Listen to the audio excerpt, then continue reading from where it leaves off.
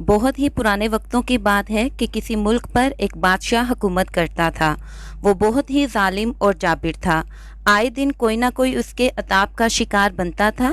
इस बादशाह के साथ एक मसला था कि इसे रात को नींद नहीं आती थी। इसने इस बीमारी का बहुत इलाज करवाया, लेकिन सब बेसुध निकला। फिर एक दिन उसके एक वजीर ने उसे मशवरा दिया कि हजूर, ऐसा करें कि आप रात को किसी कहानी सुनाने वाले को बुलाएं और उससे कहानियाँ सुने।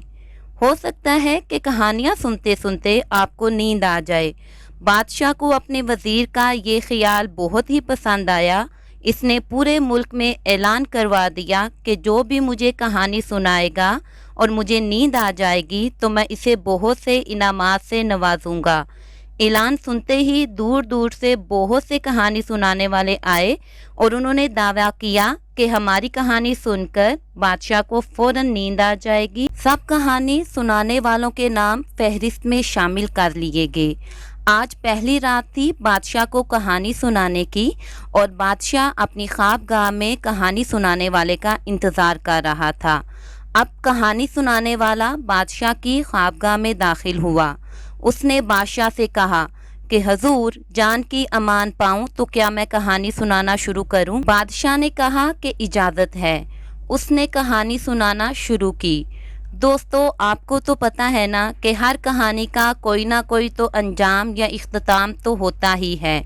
इसी तरह कहानी सुनाने वाले के साथ भी हुआ। एक एक करके इसने बादशाह को काफ़ी कहानियाँ सुनाई, लेकिन बादशाह को फिर भी नींद न आई। कहानियाँ सुनते सुनते सुबह हो गई। बादशाह को कहानी सुनाने वाले पर बहुत गुस्सा आया। इसने सिपाहियों को हुक्म दिया कि सिपाहियों, इसको ले जाओ और फौरन ही जेल में डाल दो। वो कहानी सुनाने वाला बादशाह के आगे गिड़गिड़ाने लगा कि हजूर, माफ़ कर दें, माफ़ कर दें, लेकिन बादशाह को उस पर तरस ना आया। इसी तरह रोज़ाना कई कहानी सुनाने वाले आए, लेकिन कामयाब ना हो सके और बादशाह उनको सज़ा के तौर पर जेल में डलवाता रहा। इस बात का दूर दूर तक चर्चा हो गया था कि बहुत से लोग नाकामयाब हो गए हैं और इनको इसके बदले सज़ा भी दी जा रही है। ये बात एक गरीब लकड़हारे को भी पता चली। वो लकड़हारा बहुत ही गरीब था, लेकिन अक्लमंद था। वो लकड़हारा रोज़ाना जंगल में जाता, लकड़ियाँ काटता और अपने छोटे से ख़ानदान का पेट पालता था। वो लकड़ियाँ काटकर जो भी उजरत कमाता था, उससे सिर्फ उनकी 2 वक्त की रोटी ही पूरी होती थी। ये बात सुनकर लकड़हारा जब अपनी झोंपड़ी में गया तो इसने इस बात का जिक्र अपनी बीवी से किया। लकड़हारा अपनी बीवी से बोला, क्या ख्याल है मैं अपनी किस्मत ना आजमाऊं? बीवी ने फौरन उसे मना कर दिया। वो बोली, इतने लोग आए और कामयाब ना हो सके, और अगर तुम भी नाकाम हुए और तुम्हें भी बादशाह ने जेल में डलवा दिया तो मेरा और तुम्हारे बच्चों का क्या होगा? लकड़हारा अपनी बीवी की फिक्रमंदी पर मुस्कुराया और अपनी बीवी को तसल्ली दी कि अल्लाह पर भरोसा रखो, सब ठीक हो जाएगा और मुझे दुआओं के साथ रुखसत करो ताकि मैं कामयाब लौट सकूं। मैं अपने बच्चों को भूख से बिलखते हुए नहीं देख सकता। ये बात सुनकर लकड़हारे की बीवी भी खामोश हो गई और उसे जाने की इजाज़त दे दी। दरबार लगा हुआ था और एक दरबार ने आकर बादशाह को खबर दी कि हजूर, एक आदमी आया है और उसने दावा किया है मेरी कहानी सुनकर बादशाह को नींद आ जाएगी।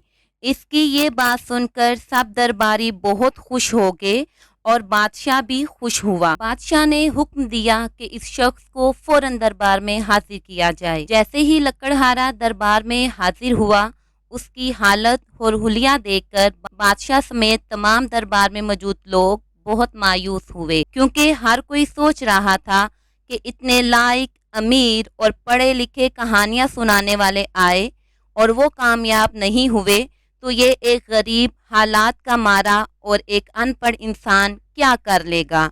लकड़हारे ने बादशाह को आदाब किया और कहा कि हजूर, मैं आपको कहानी सुनाना चाहता हूँ। बादशाह ने जवाब दिया कि ए लकड़हारे, तुम्हें पता है ना कि अगर तुम नाकाम हुए तो उसके बदले में तुम्हें पूरी जिंदगी के लिए जेल जाना पड़ेगा। लकड़हारा मुस्कुराया اور اس نے بہت ہی بردباری اور انکساری کے ساتھ بادشاہ کو جواب دیا، جی ہاں جاپنا، لیکن کیا آپ کو بھی یاد ہے نا کہ اگر میں کامیاب ہو گیا تو آپ مجھے بہت سا شاہی خزانہ انعام کی صورت میں نوازیں گے۔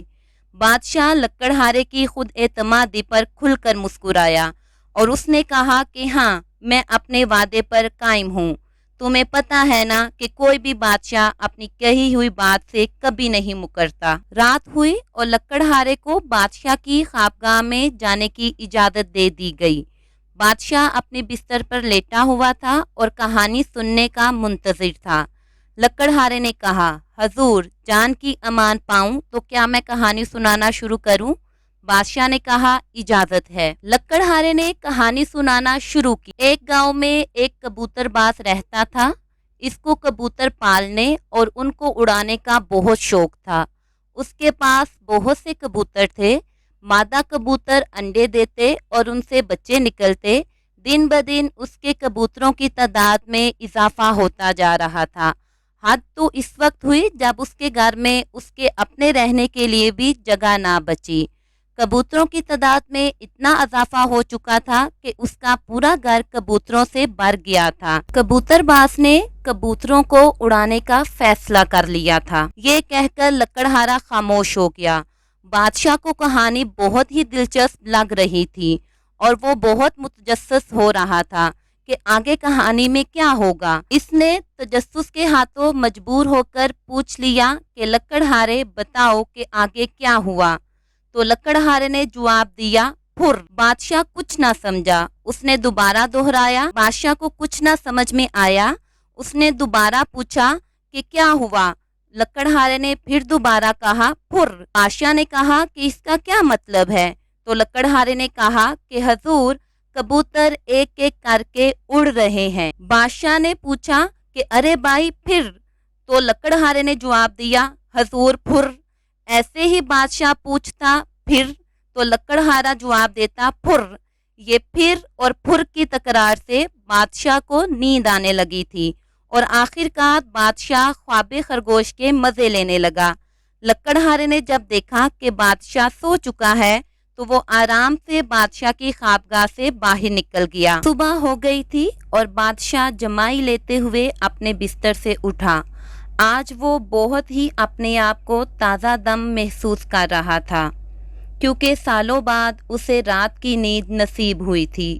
آہستہ آہستہ کر کے یہ بات پورے دربار میں پھیل گئی۔ دربار میں موجود تمام لوگ حیران تھے اور سوچ رہے تھے کہ اتنے پڑھے لکھے لوگ ناکام ہو گئے اور یہ ان پڑھ لکڑہارا کیسے کامیاب ہو گیا۔ بادشاہ کی نیند پوری ہونے کی وجہ سے آج اس کا موڈ بہت ہی اچھا تھا۔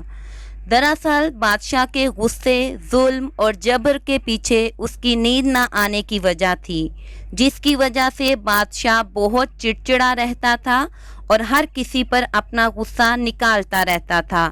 لیکن آج کی صبح ایسا کچھ نہیں ہوا تھا۔ بادشاہ نے اپنی خوابگاہ میں لکڑہارے کو بلایا۔ لکڑہارا بادشاہ کی خدمت میں حاضر ہوا۔